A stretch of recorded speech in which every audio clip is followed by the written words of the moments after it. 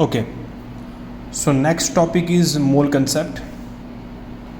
अच्छा, सबसे पहले तो ये मोल वर्ड का मतलब क्या होता है।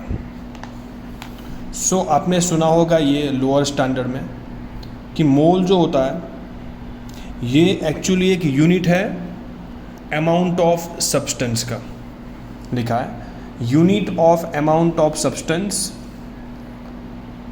तो उसकी अमाउंट कितनी होती है, तो उसके अंदर उतने पार्टिकल होता है which contains as many particles as present in 12 gram C12। ये as a standard as a reference लिया गया है।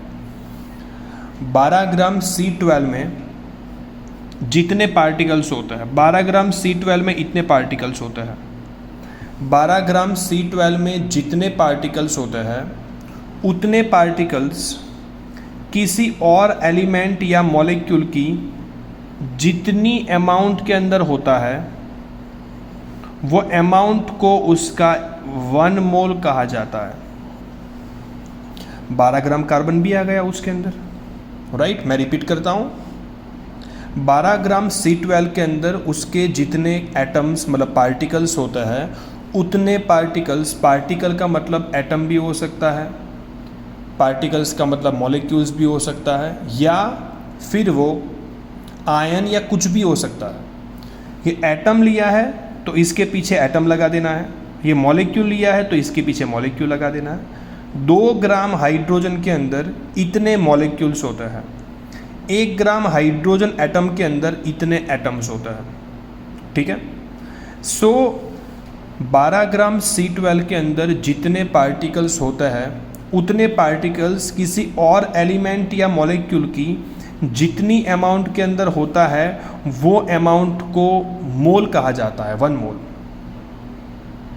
सो 1 मोल का मतलब एक बात तो पक्की हो गई कि ये पार्टिकल्स आ गए। ये पार्टिकल्स को बोलते हैं Avogadro number, number given by Avogadro.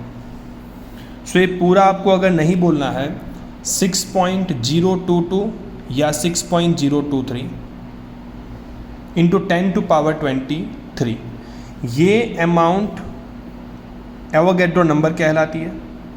So 1 mole का मतलब एक बात तो पक्की है कि एवोगैड्रो नंबर पार्टिकल्स है।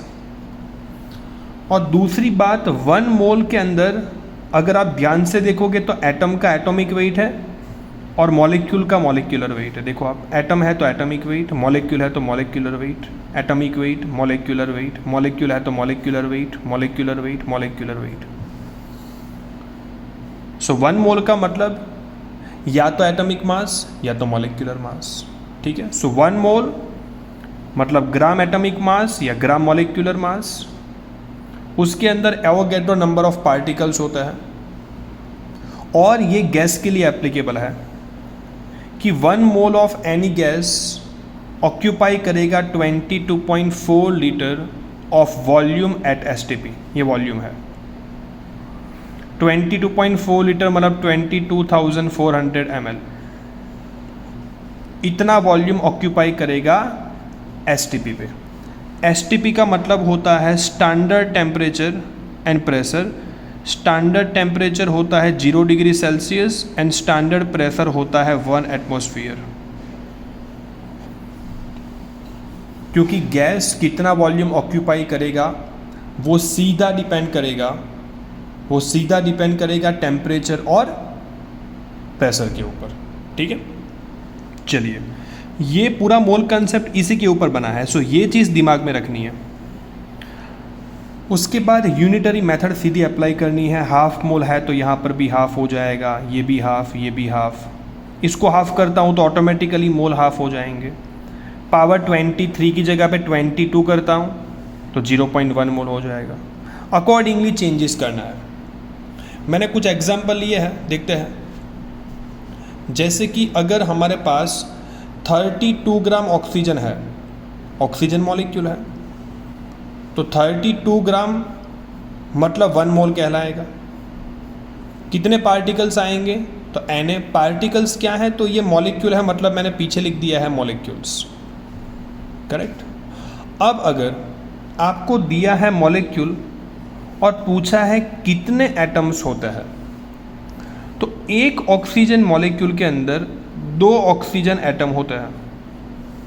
तो जितने मॉलिक्यूल्स एक ऑक्सीजन मॉलिक्यूल के अंदर 2 एटम्स, तो जितने मॉलिक्यूल्स उससे डबल एटम होते हैं। चेक करो, तो एटम्स अगर पूछे तो यहाँ पर डबल करेंगे, सब में अकॉर्डिंगली चेंजेस करना है। जैसे कि 63 ग्राम HNO3 है, तो 63 ग्राम HNO3 का मतलब होता है 1 मोल, क्योंकि ये उसका मॉलिक्यूलर वेट है।